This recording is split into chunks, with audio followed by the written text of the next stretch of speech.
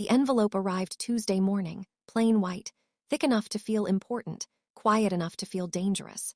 I remember standing in my kitchen with one hand still wet from rinsing a coffee cup, staring at my name printed across the front as if it belonged to someone richer, braver, more prepared for whatever waited inside. I had been doing the same for months. My life had narrowed to numbers. Rent due in 11 days. Final warning from the electric company folded beneath a magnet on the fridge. My mother's medications sitting in a paper bag beside the sink, half paid for with borrowed money and half with pride I no longer had. My small design studio, the one I had built from a folding table in stubborn hope, was 3 invoices away from closing. I had clients who loved my work. I had creditors who hated my silence and called every morning. I had talent. Integrity, they said. Potential, they said. None of those things could be deposited at the bank. So when I saw the seal in the corner of the envelope, I did not open it immediately. I pressed my thumb over the embossed letters and felt something shift inside me. Not joy exactly, not fear exactly, but the first dangerous spark of possibility. Harrington Legacy Trust. Those 3 words had floated around my family like a ghost for most of my adult life. My late aunt, Evelyn Harrington, had been my mother's older sister, wealthy, brilliant, difficult, and generous in ways that made people grateful and resentful at the same time. She owned buildings, art, land, accounts none of us understood, and a reputation for seeing through people before they finished introducing themselves. She had no children, but she had relatives who smiled harder every time her health declined. I had never smiled that way. For 5 years, I took care of Aunt Evelyn when the rest of them were busy calling her stubborn from a distance. I drove her to appointments. I changed sheets after the chemo made her sick. I sat beside her while she cursed at the television, lawyers, doctors, and sometimes God. I learned how she liked her tea, how she hated being pitied, how she kept a silver pen in the second drawer of her writing desk because, she told me, cheap ink is how cheap people make expensive mistakes. When she died, I thought grief would make the family kinder. Instead, it made them organized. Cousins who had not visited in years arrived wearing black suits and urgent expressions. My Uncle Lawrence, who had once borrowed money from Evelyn and never repaid it, suddenly spoke of protecting her legacy. My cousin Marissa cried in front of everyone and checked property values in the hallway. Even my older brother Daniel, who loved me in the careless way some people love a chair they expect to always be there, warned me not to make things awkward by asking too many questions. At the funeral, everyone hugged me as if I were useful but not central, close but not equal. I had been Evelyn's caretaker, not her heir. Her helper, not her blood worth mentioning. I told myself that was fine. Love was not a receipt. Sacrifice was not a contract. I believed that then because I needed to believe it. The envelope sat on my kitchen table for nearly 10 minutes before I opened it. Inside was a letter on heavy cream paper, the kind making bad news look respectable. It said I was requested to attend a private meeting at the offices of Bexley, Rowe, and Crane, the law firm representing the Harrington estate. The meeting concerned final administrative matters and potential compensatory provisions related to my years of assistance to Ms. Evelyn Harrington. One sentence made my knees weaken. Your presence is required before any final distribution can proceed. Required, not invited. Not appreciated. Required. I read it 3 times, each time feeling hope rise and suspicion rise beside it like 2 hands reaching for the same door. Compensation could mean anything. A polite check. A small account. Maybe Aunt Evelyn had remembered me in some private way after all. Maybe the years I spent cleaning her kitchen, listening to her regrets, shielding her from relatives who wanted signatures more than conversation, had not vanished into family memory like steam. Then my phone rang. Daniel's name flashed across the screen. I let it ring twice before answering because even before I heard his voice, I knew he already knew. "Did you get it?" he asked. No hello. No how are you. No mention of the rain or Mom or the bills he knew I was juggling alone.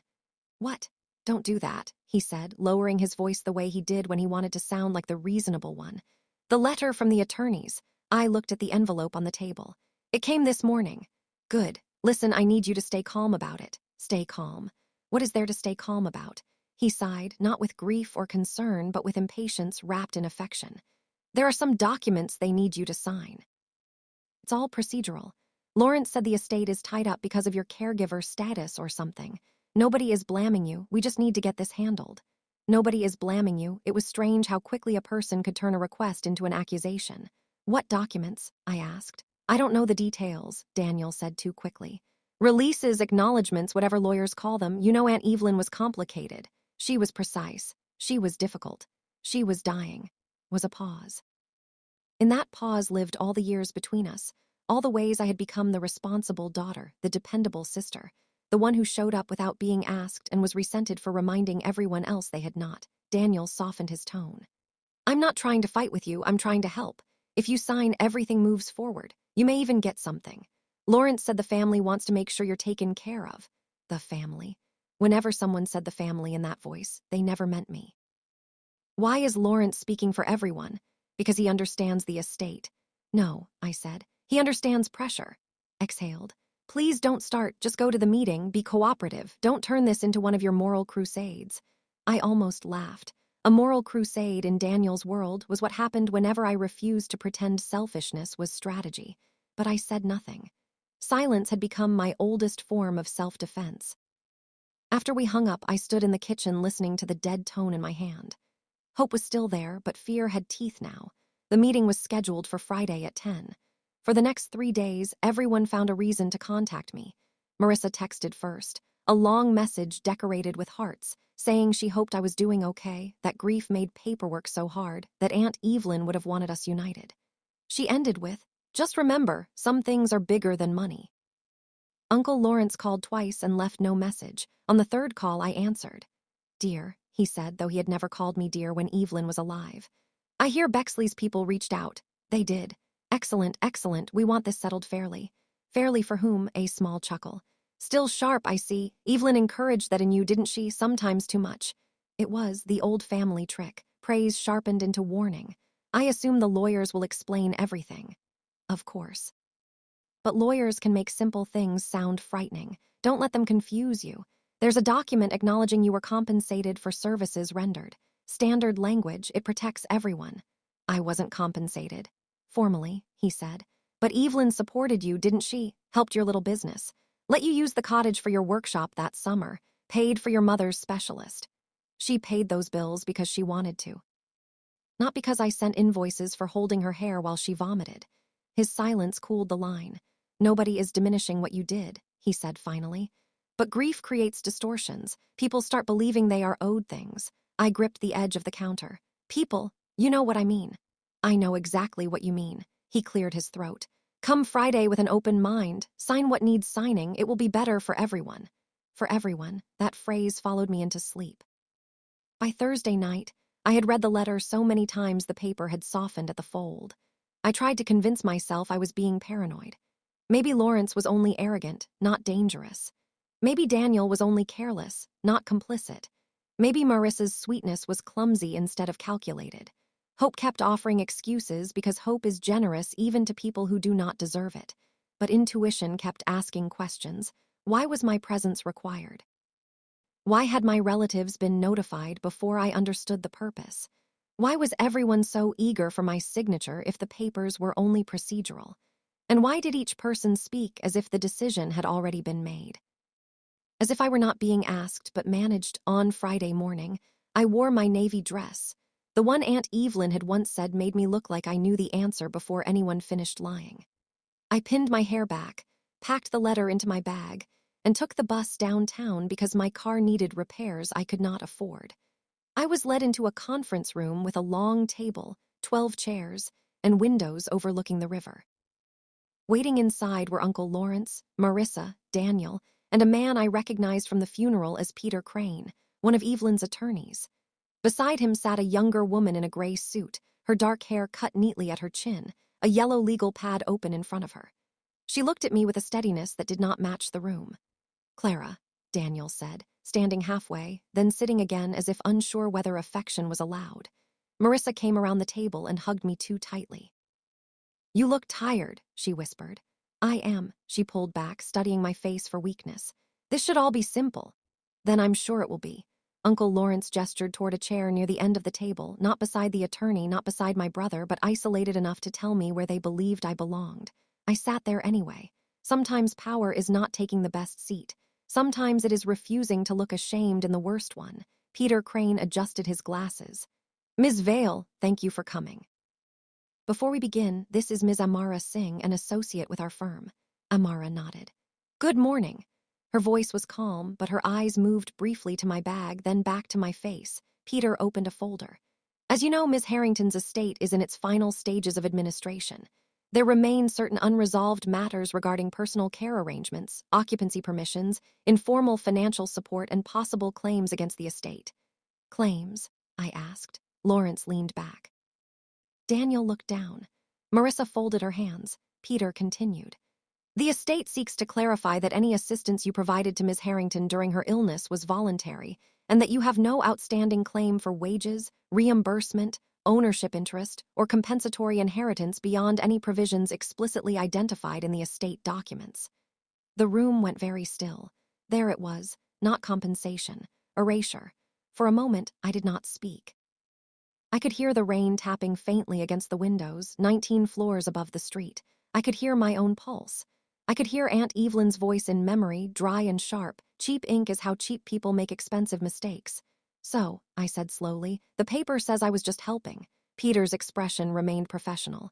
In simplified terms, yes, and that I'm owed nothing. It confirms you are making no claim. I haven't made a claim. Exactly, Lawrence said, too quickly.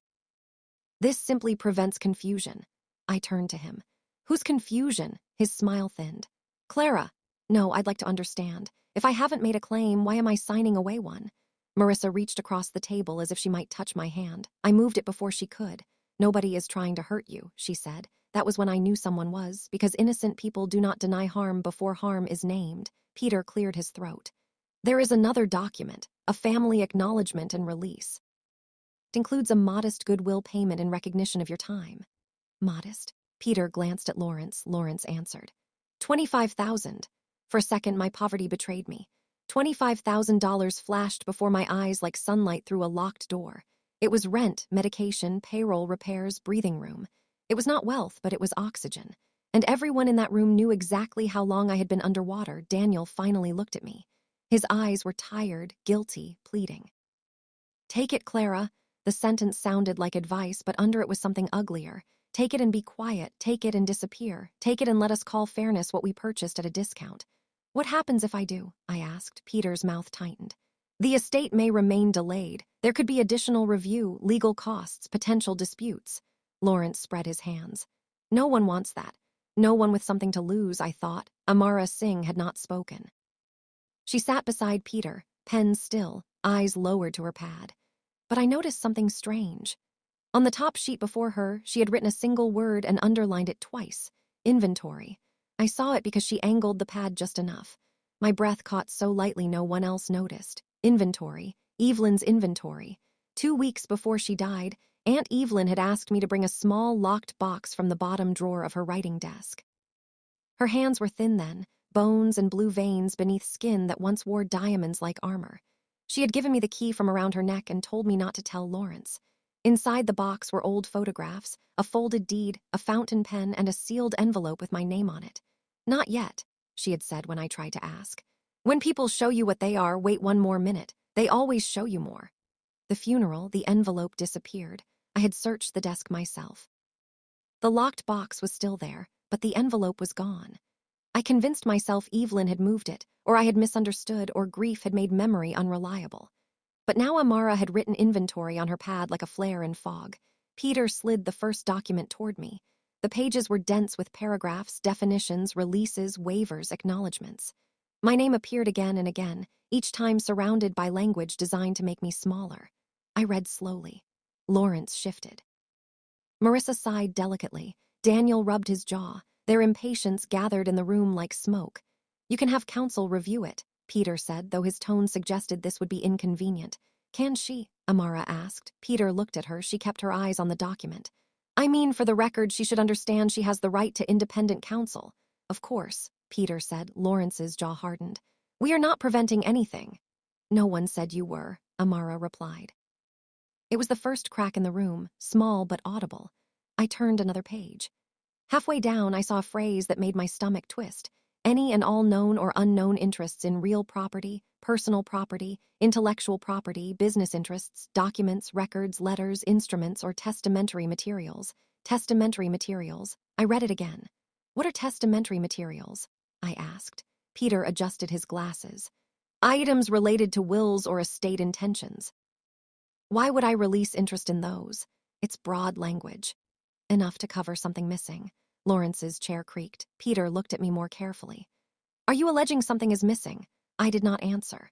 Not because I had no answer, but because I could feel the room leaning forward, hungry for me to reveal how much I knew. That was when my fear changed shape. It did not leave me. It became useful. For years, I had mistaken restraint for weakness because everyone else treated it that way. I let people speak over me. I let them take credit for labor they never saw. I let them call my loyalty softness and my silence consent. But sitting in that room with papers designed to erase me and relatives waiting for my desperation to sign away my dignity, I understood something Aunt Evelyn had tried to teach me. Power does not always announce itself. Sometimes it reads the fine print. I need time, I said. Lawrence leaned forward. Clara, this has already dragged on. Then a few more days won't kill anyone. Marissa's mouth opened, then closed. Daniel whispered, please. That one word hurt more than Lawrence's pressure, because Daniel knew, maybe not everything, but enough. He knew I had cared for Evelyn. He knew I had suffered. He knew $25,000 was bait wrapped in relief. Yet he wanted peace more than justice because peace would cost him nothing and justice might cost him comfort. Peter gathered the papers. We can reschedule. Lawrence's face darkened. No, we came here to resolve this. Amara spoke again. Ms. Vale has the right to review before signing. Lawrence looked at her as if she were furniture that had made noise. I stood. My legs trembled, but I made myself slow. Fear wanted me to rush. Pride wanted me to perform. I chose neither. I chose control. I'll take copies. Peter hesitated. Amara reached for the stack before he could refuse. I'll prepare them. She stepped out. Nobody spoke. The silence was not empty. It was crowded with calculation. Lawrence stared at the windows. Marissa tapped one red nail against her phone. Daniel looked at me like I had set fire to a house we all still had to sleep in. When Amara returned, she handed me a folder. Our fingers touched briefly. And tucked beneath the copies was a small cream card with her name printed on it. On the back, in tiny handwriting, were 3 words. Check the annex. I slipped it into my bag without looking down. Thank you, I said. Peter scheduled a follow-up meeting for Monday. Lawrence objected, then agreed when Peter reminded him of procedure. Marissa hugged me again at the door, colder this time. Overthink it, she murmured. I smiled. I've underthought things long enough. Followed me into the hallway. Clara, wait. The elevator doors were closed. The hallway smelled of carpet glue and rain. I asked. He lowered his voice. You don't understand what Lawrence is dealing with. I understand he wants me to sign something I don't understand. He's trying to keep the estate intact. By cutting me out, you were never in. The words landed before he could soften them. He looked ashamed immediately, but shame after cruelty is not the same as kindness before it. I didn't mean it like that, he said. Yes, I whispered. You did. His face tightened. I'm scared, okay? There are debts, properties leveraged, tax problems. Lawrence says if this gets challenged, everything could collapse. Mom could lose support. We could all lose something. It was fear, not loyalty, not fairness, fear dressed as family duty. And what do I lose? I asked. He stared at me. I answered for him. Nothing, right, because in your mind I have nothing to lose. That's why this is easy. Elevator arrived. I stepped inside before he could reply. On the ride down, I opened the folder and found the annex. It was attached behind the release. Marked schedule, see most of it listed estate documents, statements, correspondence, and asset records. I scanned the page once, twice, then stopped at a line near the bottom. Personal sealed memorandum referenced in Inventory Note 14B, location unconfirmed. My hand went cold. Below it was another line. Potential addendum to testamentary intent, witness initials pending verification. The elevator doors opened to the lobby, but I did not move. People stepped around me, shoes clicking, umbrellas shaking rain onto marble. I stood there with the folder in my hands, reading words that turned the entire room upstairs into something else. Not a meeting. A trap. They were not afraid of a claim I had made. They were afraid of a document Evelyn had left, and they thought I had it. I walked home in the rain because I needed the cold to keep me thinking clearly. By the time I reached my apartment, my shoes were soaked and my bag was clutched beneath my coat like a secret. I spread the documents across my kitchen table. Every page became more sinister when read under cheap apartment light. The release was not just broad, it was surgical. It would waive any right to question missing documents, any right to assert knowledge of Evelyn's intentions, any right to challenge distributions, any right to rely on promises made by her during life. Promises. I sat down hard. Aunt Evelyn had made one promise. Not at the end, when morphine blurred the edges of her words, but months earlier, when she was still painfully lucid. We were in her garden, the roses overgrown because she had fired the gardener for pitying her.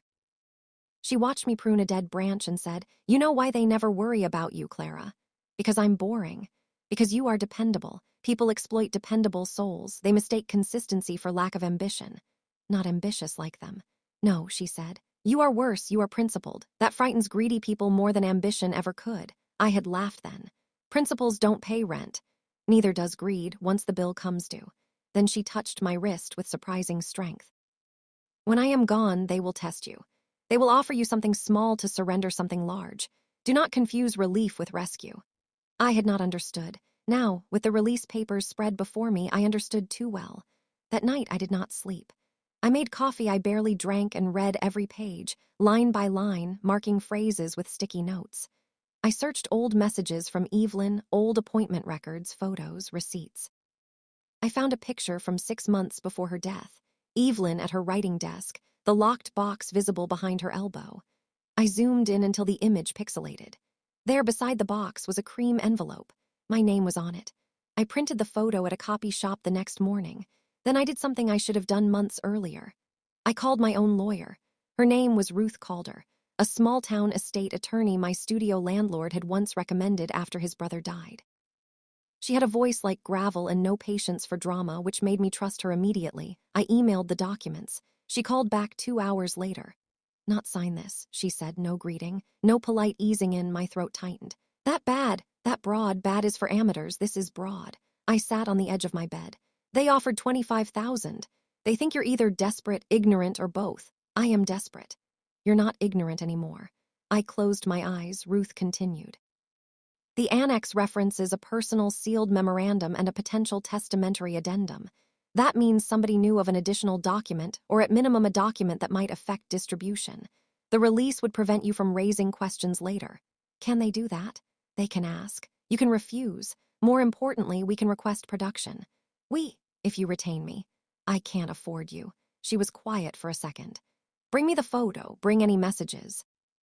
We'll start with a limited consultation, and if there's merit, we discuss fees later." Was the first time all week someone had spoken to me like my truth might have value before my money did. By Monday morning, I had a plan, but not yet courage. Courage is often described as fire, but mine felt more like a bruise I kept pressing so I would remember where I had been hurt. I returned to Bexley, Rowe and Crane with Ruth Calder beside me, her black briefcase scuffed, her expression unimpressed by glass elevators and polished floors. In the conference room, Lawrence's smile vanished the moment he saw her. "Who is this?" he asked. "My attorney," I said. The words tasted unfamiliar, almost extravagant. Peter Crane rose quickly. "Ms. Calder," Ruth nodded. "Mr. Crane, we reviewed your proposed release." Lawrence shot Peter a look. "I thought this was a family meeting." "It became something else when you handed her a legal waiver," Ruth said. Marissa whispered something under her breath. Daniel looked pale. Peter tried to regain control. "Of course, Ms. Vale has every right to representation. We can answer questions." "Good," Ruth said, sitting. "Question 1. Where's the sealed memorandum referenced in Inventory Note 14B? The room shifted. It was subtle, but I saw it. Marissa's eyes flicked to Lawrence. Daniel's shoulders tensed. Peter looked down at his file. Amara, seated at the far end, kept her face neutral, but the corner of her mouth tightened as if holding back a truth. Lawrence laughed once. "This is absurd." Ruth did not look at him. "Mr. Crane," Peter folded his hands, "the memorandum has not been located." Last had access. The decedent's personal effects were catalogued by estate representatives. Names. Peter hesitated. Ruth opened her briefcase and placed the printed photograph on the table. Evelyn's desk. The box. The envelope with my name. I felt the room inhale. "This photo," Ruth said, "was taken before Miss Harrington's death. It appears to show the item in question or a related sealed envelope. My client was told such a document existed. Your release asks her to waive claims to testamentary materials while failing to produce one specifically listed as unconfirmed. That is not administrative cleanup. That is concealment risk. Lawrence's face flushed. Careful. Ruth finally looked at him. I am being careful. That is why we are not signing. Silence afterward felt like standing at the edge of a cliff. Then Peter did something I did not expect. He removed his glasses, rubbed the bridge of his nose, and said, "Perhaps we should pause." Lawrence slammed his palm lightly on the table. "No, we are done pausing." Amara spoke quietly. "Mr. Lawrence, this firm cannot proceed as if the inventory note doesn't exist." His eyes turned on her. "You overstep." "No," she said, still calm. "The note exists because Ms. Harrington specifically instructed it be included." Heart struck hard. There it was, spoken aloud. Evelyn had instructed it. Daniel looked at me then, really looked, as if seeing not his difficult sister, not the broke designer, not the caretaker who refused to vanish, but a doorway opening beneath all of us. Peter's voice sharpened. "Amara!" She lowered her gaze, but she did not apologize. Ruth gathered her papers. "We request a complete inventory, chain of custody for personal effects, communications regarding inventory note 14B, and preservation of all estate records. Until then, my client signs nothing." That was not entirely true, because I had come prepared to sign something, not their release, not their silence, not the paper meant to bury Evelyn's last intention beneath family greed and legal polish. From my bag, I took out a single-page document Ruth had drafted that morning. It was titled Notice of Refusal and Demand for Preservation of Estate Materials. My hands trembled as I placed it on the table, but this time trembling did not mean weakness. It meant the body understanding history was about to change.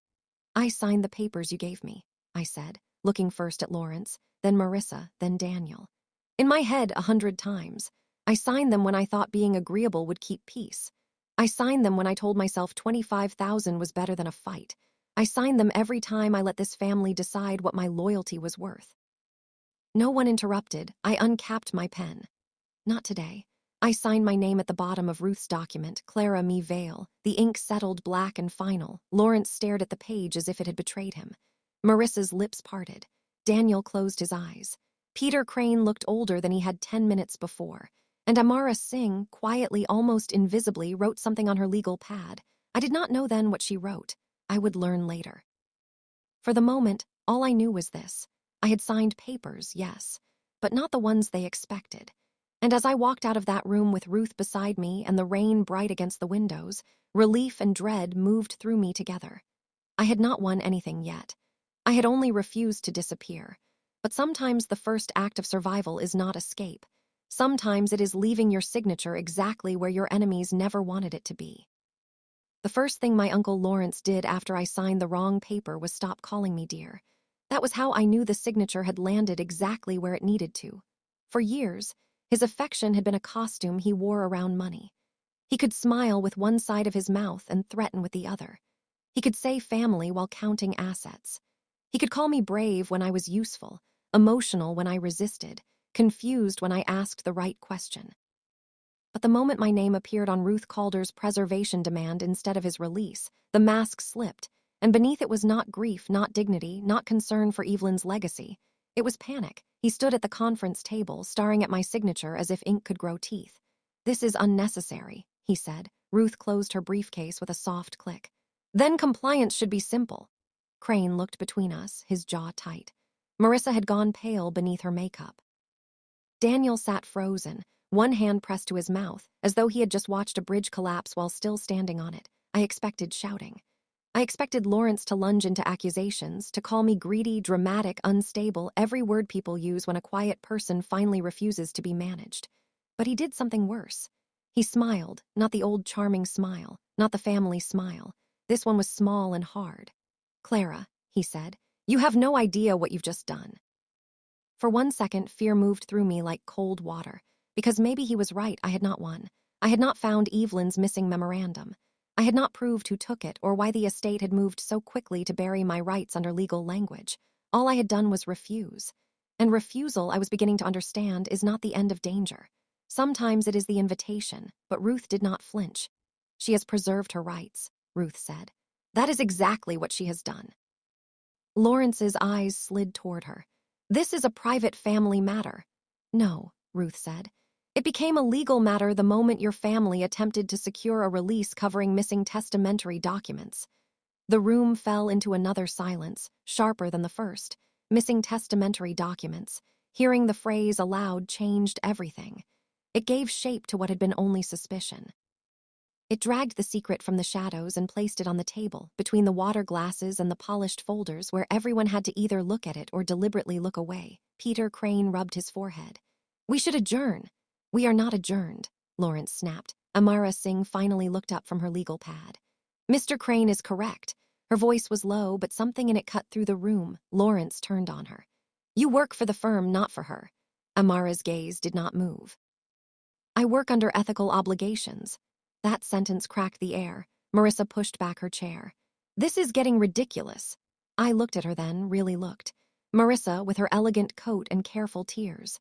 Marissa, who had sent me messages about unity while quietly waiting for me to erase myself. Marissa, who used softness like perfume.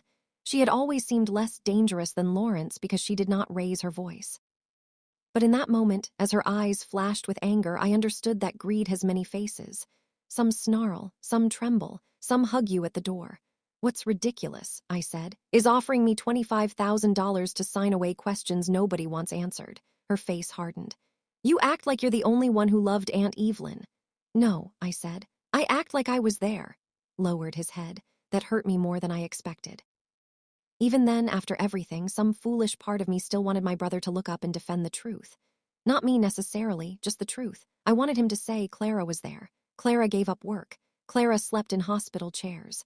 Clara answered calls at midnight. Clara did not invent that envelope, but Daniel said nothing. And silence when truth is waiting becomes a choice. Ruth touched my elbow. "We're leaving." As we walked out, I could feel Lawrence's stare on my back. It was almost physical, like a hand reaching for my collar. But I did not turn around.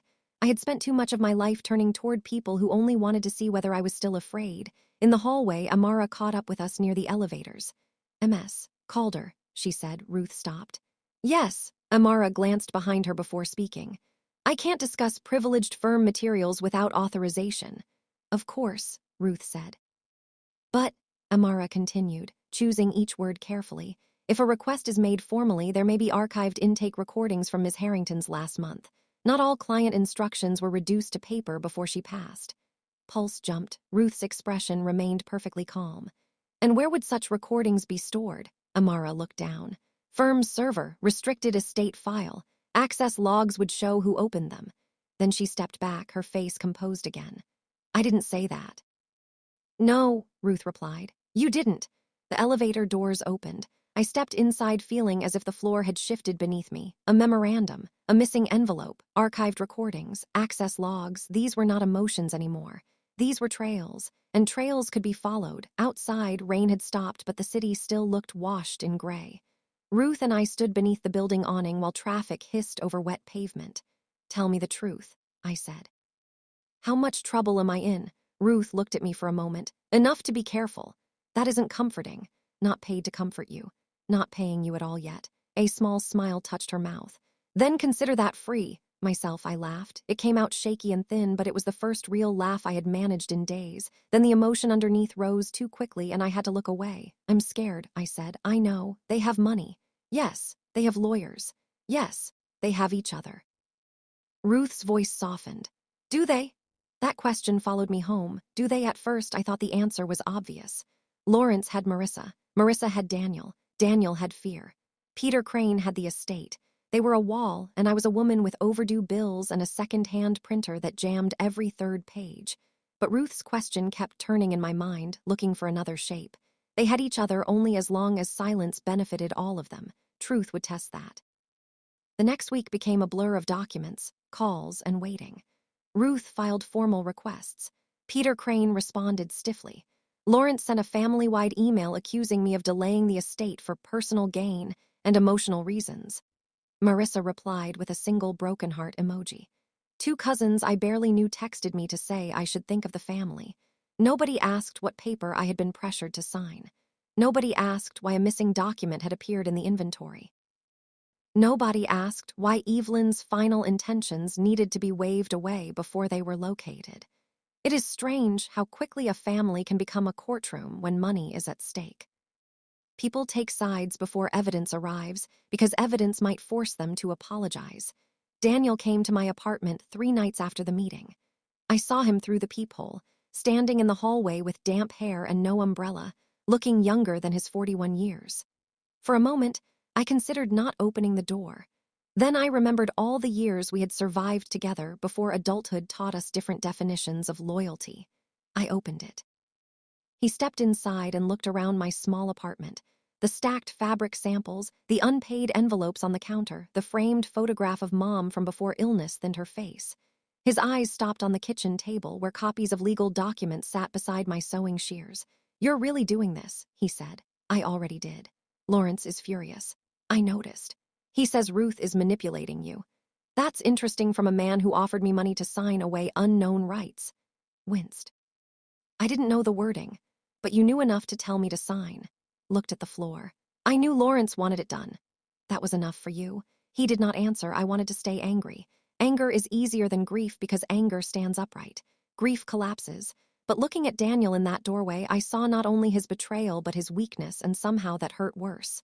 Lawrence had used greed. Marissa had used charm. Daniel had used fear.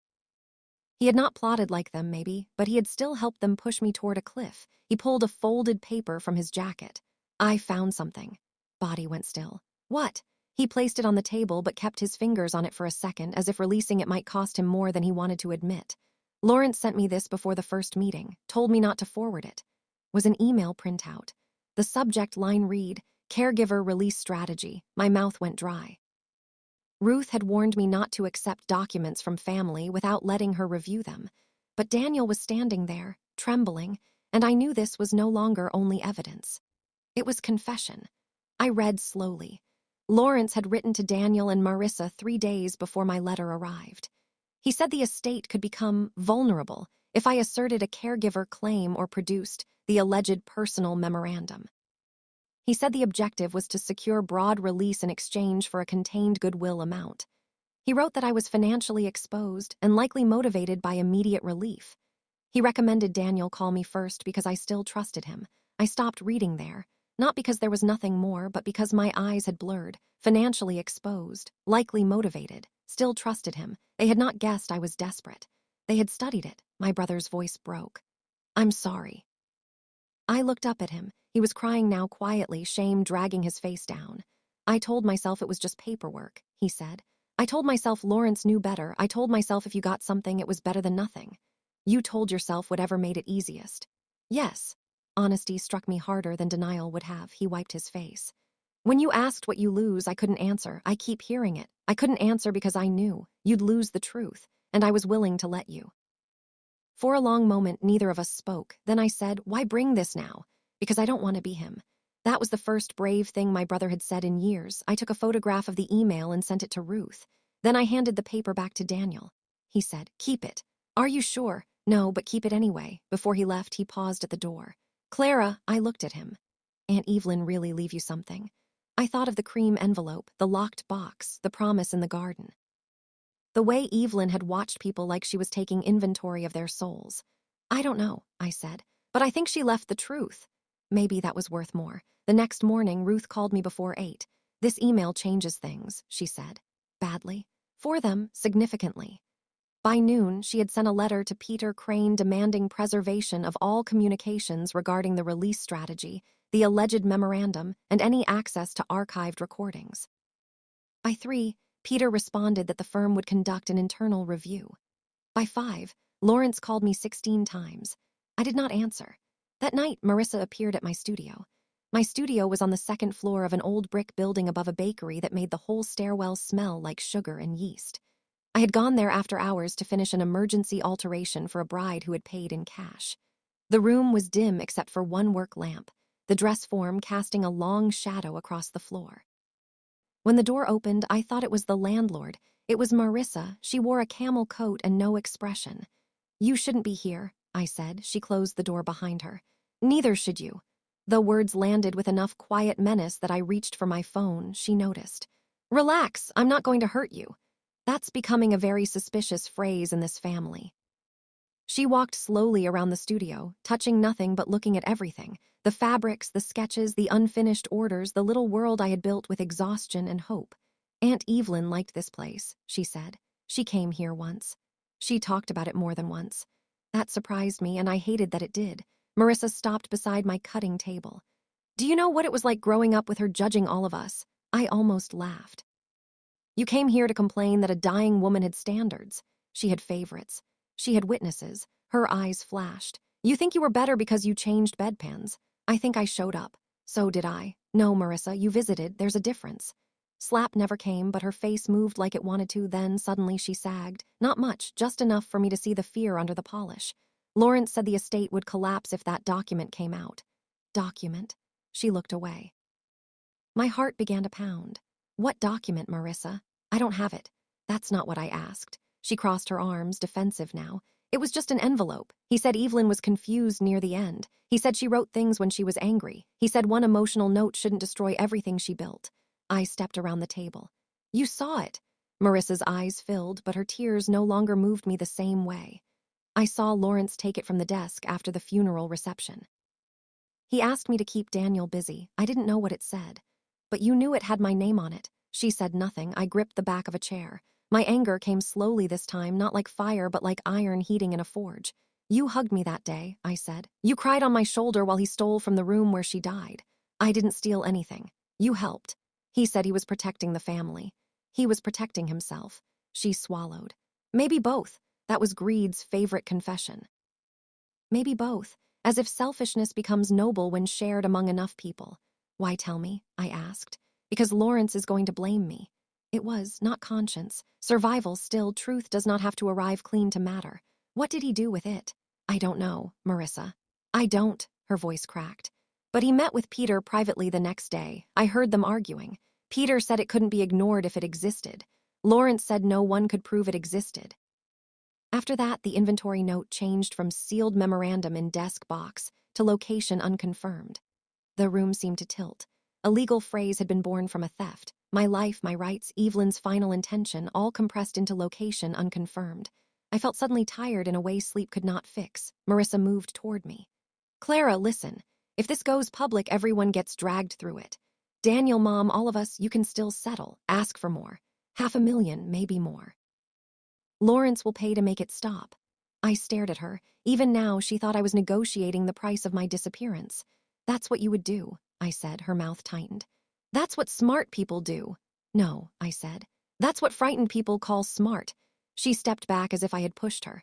I sent Ruth a message the moment Marissa left. Then I locked the studio door and sat alone under the work lamp, surrounded by fabric and silence. For the first time since the envelope arrived, I did not feel small. I felt devastated. I felt furious.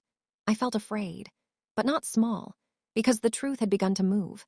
And once truth moves, it makes cowards run in every direction. 2 days later, Ruth filed a petition with the probate court for supervised administration, disclosure of missing estate materials, and an injunction preventing further distribution. The hearing was set quickly because the estate was large. The allegations serious, and Peter Crane, to his credit or self-preservation, did not oppose the preservation request. Lawrence did.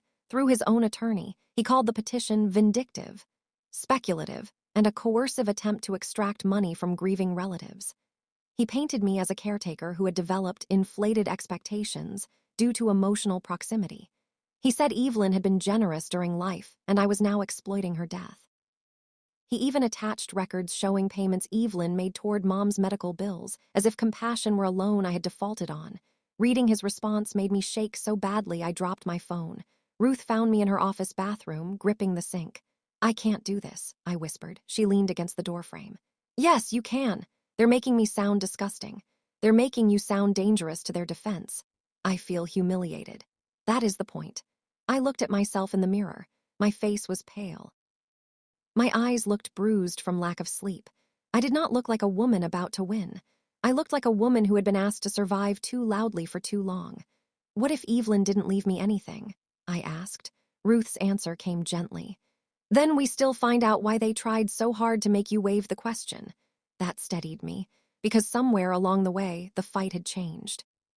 At first, I thought it was about whether Evelyn had left me money, property, some reward for all the years I gave without asking.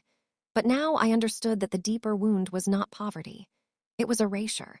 It was being used, then dismissed. It was being told loyalty had no value unless greedy people could profit from it. It was watching the truth become inconvenient and therefore negotiable. I did not need to be rich to deserve honesty. The hearing took place on a Thursday morning in a courtroom smaller than I expected. No dramatic wooden grandeur, no thunderous speeches, no audience gasping in rows. Just fluorescent lights, stacks of files, a judge with tired eyes, and a family divided by a table. Lawrence sat on one side with his attorney. Marissa sat behind him, wearing black like she was attending another funeral. Daniel sat behind me, that mattered. He did not say much, but he sat behind me. When the judge called the matter, Ruth stood first. Her voice was measured, almost plain, which made every word heavier. She explained that I had been presented with a broad release covering potential testamentary materials, while a sealed memorandum referenced in the estate inventory remained missing. She introduced the photograph of Evelyn's desk. She introduced Lawrence's email describing the release strategy. She requested access logs for firm recordings and a complete chain of custody. Lawrence's attorney rose and called it conjecture. Then the judge asked one question. Why would a release include unknown testamentary materials if no such issue was active? The courtroom went quiet. Lawrence's attorney began to answer, stopped, and chose a different sentence. Out of an abundance of caution, Your Honor. The judge looked over her glasses. Caution for whom? No one answered well. That was the moment I saw Lawrence afraid in public, not cornered in a conference room, not angry behind polished glass. Afraid in a place where charm could not edit the record. The judge ordered preservation and production. She required Bexley, Rowe, and Crane to provide relevant access logs and archived recordings for in-camera review. She froze distributions from the estate until the missing memorandum issue was resolved. She also warned both sides against contacting witnesses outside counsel. When the gavel came down, it was not victory yet, but it sounded like a door unlocking. Outside the courtroom, Lawrence approached me. Ruth immediately stepped between us. Through counsel, ignored her and looked at me with an expression I had never seen before. Hatred, yes, but also disbelief. You think this makes you noble, he said. I answered. I think it makes me awake. His face twitched. You'll regret humiliating this family. I looked at Marissa behind him, then at Daniel behind me. I didn't humiliate this family, I said. I stopped helping you hide what already had. For once, he had no elegant reply. The recordings arrived 3 days later. Ruth called me into her office but warned me before pressing play. This may hurt. I already hurt. Differently. She was right. At first, the audio was only static, then a faint rustle, then Aunt Evelyn's voice, thin, tired, still unmistakably hers. Peter, if you are recording, say so. I refuse to have my last competent instructions remembered by Lawrence's imagination. I laughed and cried at the same time. Peter Crane's voice followed, more formal. This is Peter Crane with Evelyn Harrington, regarding supplemental testamentary instructions and personal memorandum. Present also is Amara Singh as witness. Aunt Evelyn coughed. Then she spoke again. My family will behave exactly as money teaches weak people to behave. Lawrence will posture. Marissa will perform grief beautifully. Daniel will hesitate until hesitation becomes betrayal. Clara will blame herself for not saving everyone. I covered my mouth. Ruth paused the recording. Do you want a minute? I shook my head because if we stopped, I might not survive starting again. Aunt Evelyn continued. I have prepared a sealed memorandum explaining my intent.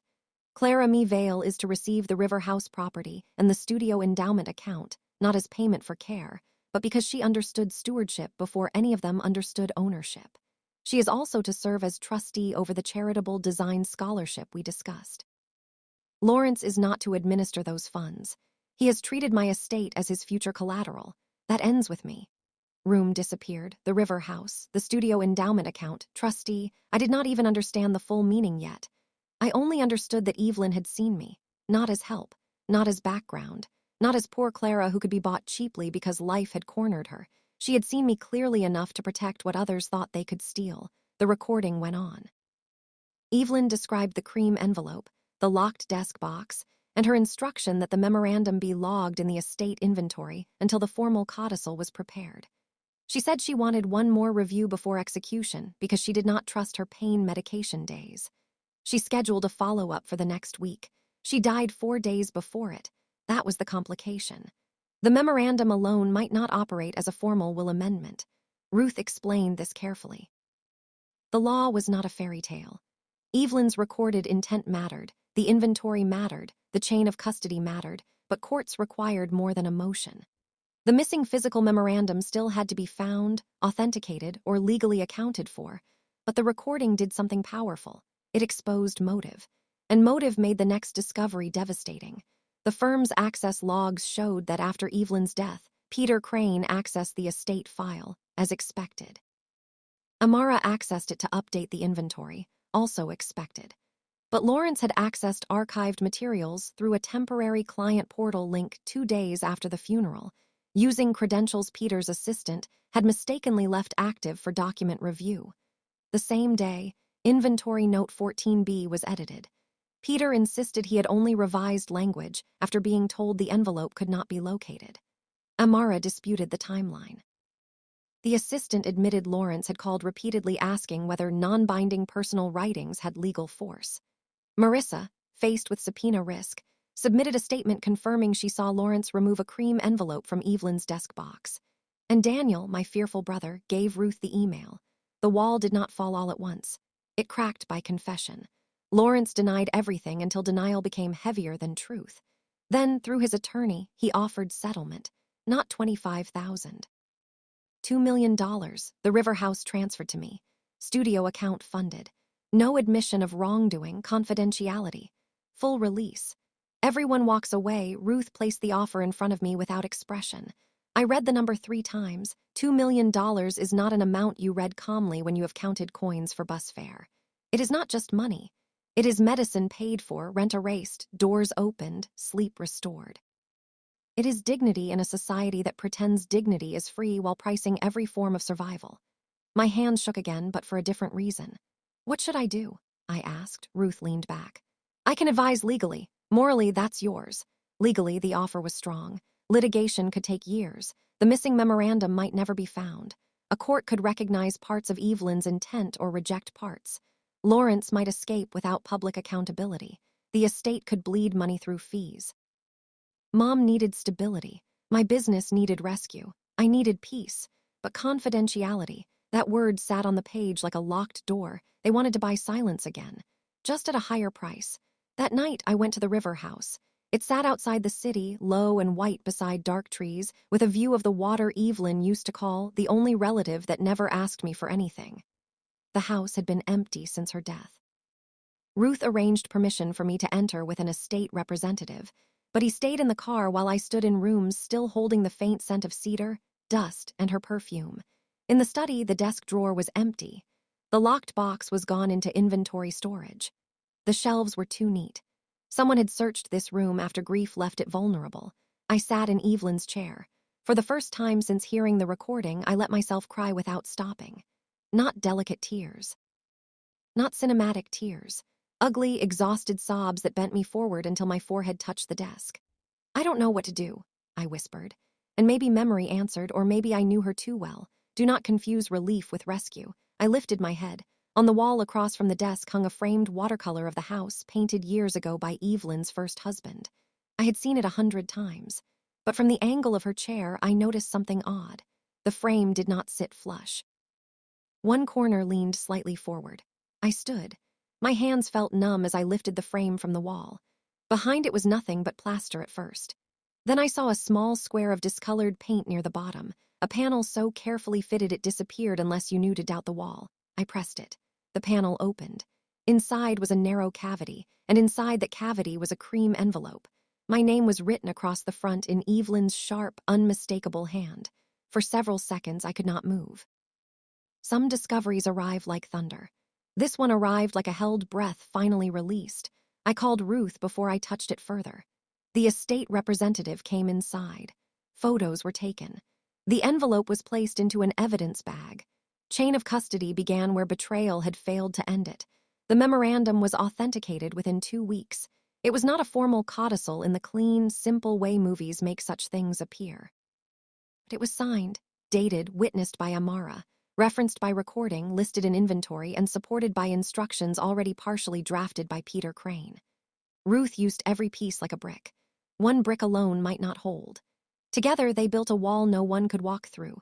Faced with the memorandum, the recording, the access logs, Marissa's statement, and Daniel's email, Lawrence's defense collapsed into negotiation.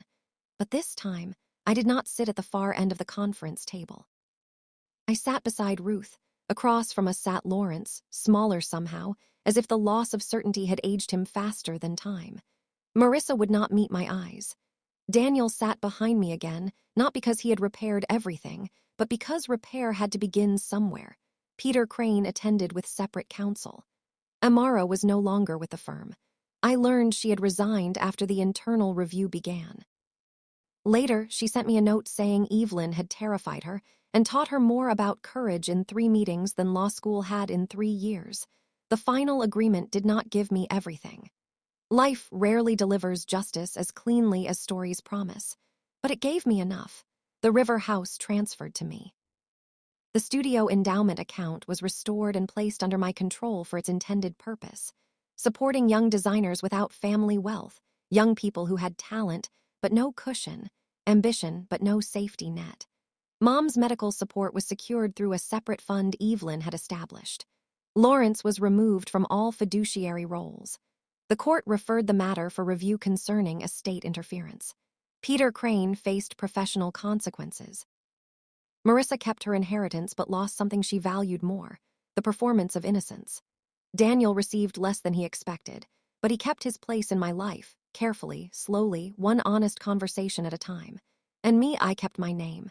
That may sound small beside houses and accounts and court orders, but it was not small to me. My name had been placed on releases, strategies, assumptions, warnings, and accusations. They had written it into documents designed to make me vanish. Then I wrote it somewhere else, on a refusal, on a demand, on a petition. On the final transfer of a house Evelyn trusted me to protect. The day I received the keys to the River House, I went alone. No dramatic family gathering, no apology circle, no music rising as sunlight broke through clouds. Just me, standing at the front door with a key in my palm, listening to birds in the wet trees. Inside, the study was quiet. I placed Evelyn's silver pen on the desk where it belonged. Ruth had recovered it from the locked box in inventory, along with photographs, old letters, and a note Evelyn had written on a scrap of paper but never sent. Clara, when they make you feel poor, count what they lack. I framed that scrap, not because I wanted to worship pain, but because I wanted to remember the difference between having little and being little. For months after, people asked whether I felt victorious. I never knew how to answer. Victory is too clean a word for what happened. I lost illusions I had carried since childhood. I learned my brother could fail me. I learned kindness can be mimicked. I learned grief does not purify greed. Sometimes it gives greed permission to speak loudly in the name of legacy. I learned the law can protect you, but only after you survive long enough to ask it to. I learned that desperate people are not weak. They are targeted because someone believes desperation will make them cheap, but I also learned something better. I learned that intuition is not paranoia when the facts are whispering. I learned that moral courage does not always feel brave while it is happening. Sometimes it feels like shaking hands, overdue bills, and a signature you are terrified to place. I learned that integrity may not pay rent immediately, but it can keep you from selling the only part of yourself no one can return. And I learned that betrayal does not get the final word unless you hand it the pen. The studio reopened first. Not in a glamorous way. There were no reporters, no ribbon cutting, no grand announcement. I paid my debts. I fixed the lights. I hired back the assistant I had let go during the worst months. I completed the bride's dress, the same one I had been altering when Marissa came to offer me expensive silence. When the bride picked it up, she cried in front of the mirror and said, "It feels like me." That sentence stayed with me. It feels like me. That was what Evelyn had given back to me. Not money. Not property. Not revenge, though I would be lying if I said there was no satisfaction in watching Lawrence leave court with his shoulders bent under consequences. What she gave me was the right to feel like myself again. The design scholarship launched 6 months later. We named it the Silver Pen Fund. At the first award ceremony, I stood in front of 12 young designers in a small gallery near the river. Some wore handmade clothes. Some brought parents. Some came alone, guarded and hopeful in the way I recognized too well. I told them the fund existed because talent should not have to beg permission from wealth. I told them resources matter, but character decides what resources become. I did not tell them every detail of the fight, not because I was ashamed, but because the lesson mattered more than the scandal. Afterward, Daniel helped stack chairs. He had been doing that lately. Small things, unpraised things, showing up when no one clapped. When we finished, he stood beside me in the empty gallery. "I keep thinking about what she said on the recording," he murmured. "About you hesitating." He nodded. I looked at him. "Then stop hesitating." His eyes filled, but he smiled. "I'm trying." I know, forgiveness did not arrive like a sunrise. It arrived like work boots. Slow, practical, unromantic. Some days I could speak to him easily. Some days I remembered his silence in that conference room and had to step away. But he did not rush me. That mattered. People who truly regret harm do not demand quick healing from the people they hurt. Marissa moved out of state within the year. She sent one letter. It was beautifully written, of course. She admitted less than she should have and apologized more for the pain caused than for causing it. I did not answer. Silence can be cruelty, but it can also be peace. This time, mine was peace. Lawrence fought the referral until fighting became too expensive. He lost his position in several family entities. Some people still defended him. They said he had only tried to preserve assets. They said Evelyn had made things complicated. They said I should have settled quietly and spared everyone embarrassment. I used to think such comments required answers. Now I understand that people committed to misunderstanding you are not asking questions. They are protecting a version of the story where they would have done the same thing and still called themselves good. So I let them talk. At the River House, I turned one wing into a residency space for scholarship designers. The first resident was a girl named Naomi who made jackets from discarded upholstery fabric and apologized every time she entered a room. On her second week, I found her standing in Evelyn's garden, staring at the overgrown roses. "I don't know if I belong here," she said. I thought of myself in that conference room, seated at the end of the table like an inconvenience. "Yes, you do," I told her. "But people who belong in new places often feel like trespassers at first." She looked at me. "Does that feeling go away?" "Not all at once." "Helps," I smiled. "Leaving your signature somewhere honest." She did not understand then, but someday she would. Sometimes I still think about the first envelope, the one from the law firm, and how close I came to signing their release. I think about my kitchen table, the unpaid bills, my mother's medication, the way $25,000 looked like rescue because hunger can make a cage resemble shelter. I do not judge the version of me who almost signed. She was tired. She was scared. She had been trained to make everyone else comfortable before asking whether she was safe. But I am grateful she paused. That pause changed my life, not because it made me rich, because it made me listen. There are moments when betrayal arrives dressed as opportunity. It smiles through familiar faces. It speaks in reasonable tones. It says be practical, be cooperative, be grateful, be quiet. It offers relief in exchange for surrender and calls the bargain piece. And when you are desperate, that offer can feel merciful. But mercy does not require you to disappear. I signed the papers they gave me in every way they expected before I ever picked up the pen. I signed them with my old fear, my old obedience, my old belief that family must know my worth better than I did. But when the moment finally came, when the room leaned forward and waited for me to make their lie convenient, I signed something else. I signed my refusal. I signed my right to ask. I signed my belief that Evelyn's truth mattered, even if it embarrassed the living. And in the end, that was the signature that changed everything. Because the papers they expected would have bought my silence. The papers I signed gave me back my voice.